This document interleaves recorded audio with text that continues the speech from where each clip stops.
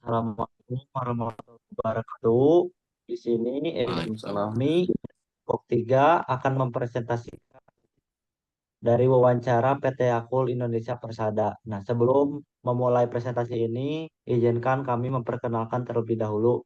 Nama saya Nasrul Dwidianto dengan NPM 166. Saya Ripal Alfani Fadila dengan NPM 220404070. Saya Muhammad Prayogiendra Saputra dengan NPM 222040168. Nah, yang pertama itu profil perusahaan PT Yakul Indonesia. Nama perusahaan PT Yakul Indonesia. Nama awal PT Yakul Indonesia Persada didirikan 5 Januari 1991.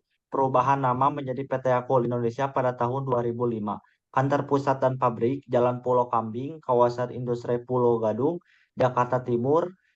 Induk perusahaan Yakul Hosa, kantor pusat di Tokyo, Jepang. Struktur kepemilikan Yakul Hosa 85%, PT Surya Sakti Dharma 15%.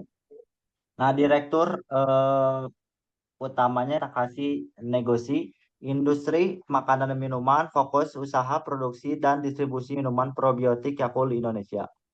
Nah, sejarah singkat PT Yakult Indonesia Persada didirikan 2 Februari 1990, pemilik investasi 100% asing dari Yakult Hosa.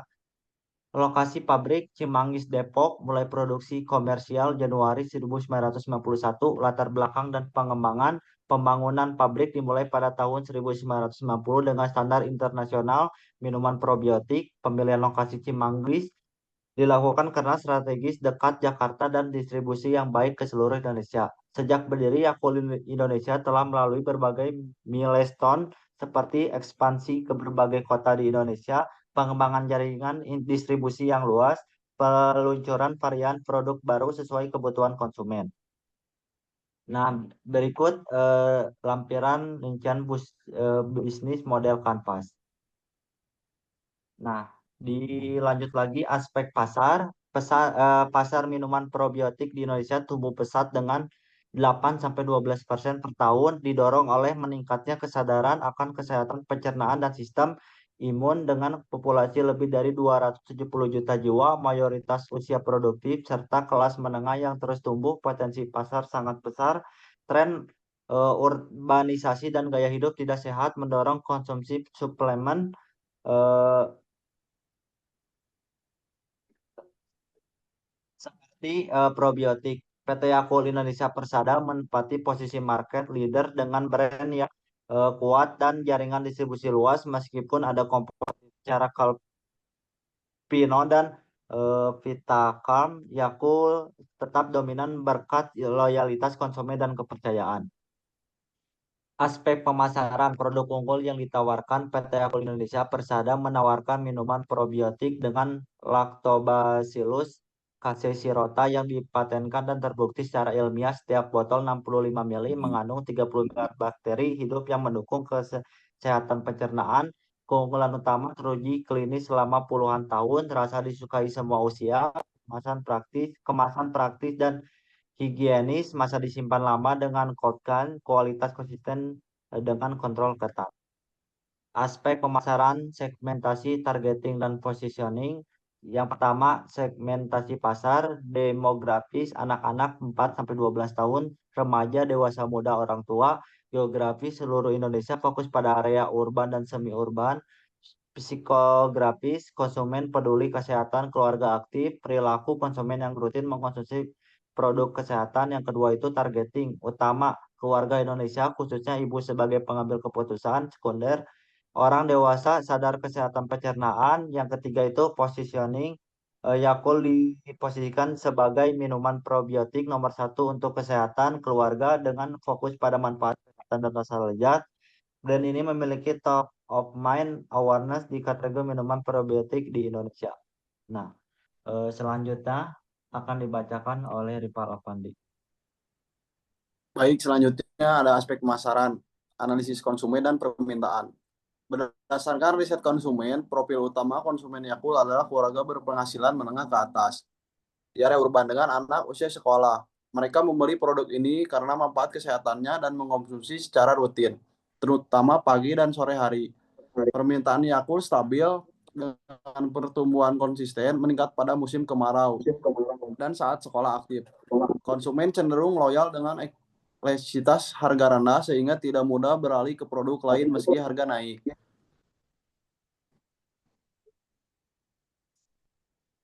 Next. Aspek pemasaran. Program pemasaran, bauran pemasaran, yaitu ada produk, Yakult adalah minuman probiotik 60 ml dengan varian rasa termasuk Yakult Light dan kemasan family pack sebagai inovasi produk. Yang kedua ada price atau harga per botol mulai dari 3.000 sampai 4.000 dengan menggunakan strategi value based pricing sesuai nilai yang dirasa konsumen. Selanjutnya ada flash distribusi insentif melalui produk trend, tradisional trade institute dan e-commerce dan sistem COD chain untuk menjaga kualitas. Yang terakhir ada promotion atau promosi. Promosi dilakukan melalui iklan media massa, digital marketing, aktivitas sampling, sponsorship, dan program edukasi kesehatan di sekolah. Next. Selanjutnya ada aspek teknik dan teknologi. Isu pengembangan teknologi di perusahaan. PT Yakult Indonesia Persada mengandalkan teknologi fermentasi canggih dari Jepang untuk menjaga kualitas produk. Proses produksi ini dilakukan secara otomatis dengan sistem presisi tinggi. Investasi terus dilakukan pada sistem seperti MES, LOT, dan AI untuk efisiensi dan kontrol mutu. Sistem cold clean modern menjaga kesegaran produk, sementara fasilitas laboratorium dan R&D mendukung kualitas dan inovasi produk sesuai referensi konsumen lokal. Katanya dengan revolusi industri 4.0, PT Yakult Indonesia Persada telah mengintegrasikan teknologi revolusi industri melalui smart manufacturing, ERP sistem, big data analisis, automation, dan robotics. Transformasi ini meningkatkan efisiensi, kualitas, dan keamanan operasional, penggunaan cloud computing dan sistem keamanan cyber berlapis, memastikan perlindungan data dan akses informasi secara real time, mendukung kinerja bisnis yang lebih tangguh dan responsif. Next. Aspek manajemen, struktur manajemen PT Yakult Indonesia Persada mengadopsi sistem manajemen Jepang yang berfokus pada efisiensi, kualitas, dan perbaikan keberlanjutan. Organisasi terdiri dari divisi-divisi fungsional yang mendukung operasional secara terintegrasi. Sistem manajemen kualitas mengikuti standar internasional seperti ISO dan HACCP dengan proses audit berkala. Pengambilan keputusan dilakukan secara kolaboratif dan didukung oleh sistem informasi manajemen berbasis data real time untuk memastikan respon cepat dan akurat terhadap dinamika bisnis. Lanjut. Aspek SDM. PT Yakult Indonesia Persada memiliki struktur SDM yang terintegrasi dari level manajemen hingga operasional dengan fokus pada rekrutmen talenta berkualitas sesuai kebutuhan dan budaya perusahaan, program pelatihan komprehensif, serta pertukaran karyawan internasional. Mendukung pengembangan kompetensi perusahaan dan menawarkan paket kompensasi yang kompetitif dan aktif membangun keterlibatan karyawan melalui berbagai kegiatan internal dan sosial guna memperkuat semangat tim dan budaya perusahaan.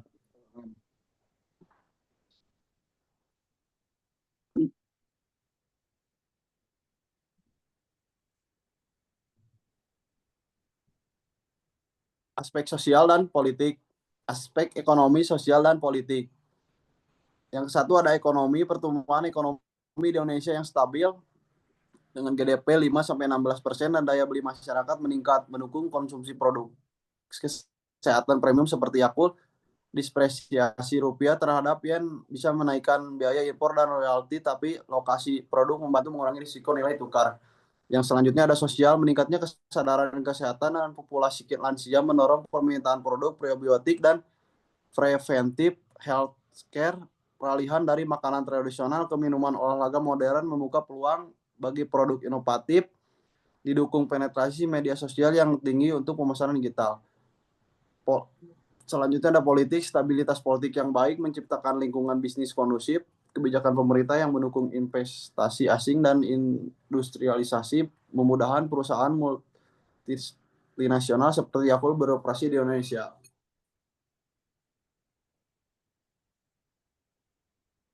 Selanjutnya dibacakan oleh Yogi. Di sini saya akan menjelaskan regulasi-regulasi pemerintah. Regulasi-regulasinya, PT Yakult Indonesia Persada wajib mematuhi berbagai regulasi pemerintah, seperti peraturan BPOM, registrasi produk, labeling, dan standar keamanan pangan.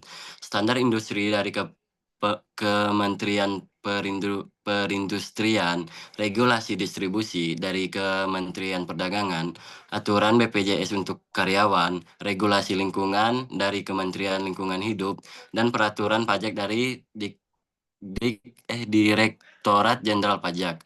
Kepatuhan ini membutuhkan investasi besar dalam sistem quality assurance, dokumentasi, dan audit rutin. Selanjutnya ada aspek lingkungan industri dan AMDAL. PT Yakult Indonesia Persada beroperasi di industri makanan dan minuman dengan dampak lingkungan relatif rendah, namun tetap berkomitmen pada operasi berkelanjutan. AMDAL telah dilakukan dengan fokus pada pengelolaan air, energi, dan limbah. Perusahaan menerapkan sistem daur ulang air, efisiensi energi, program pengurangan dan daur ulang limbah, serta kemasan ramah lingkungan. Upaya pengurangan jejak karbon dilakukan melalui optimasi rantai pasok, transportasi, hemat bahan bakar, dan konsep bangunan hijau. Selanjutnya, ada aspek yuridis dan legalitas. Yang pertama itu ada NPWP, Nomor Pokok Wajib Pajak.